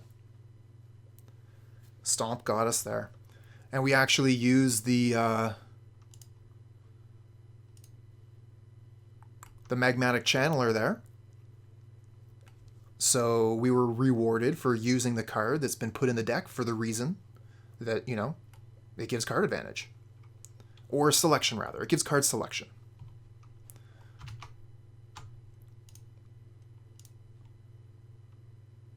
Okay.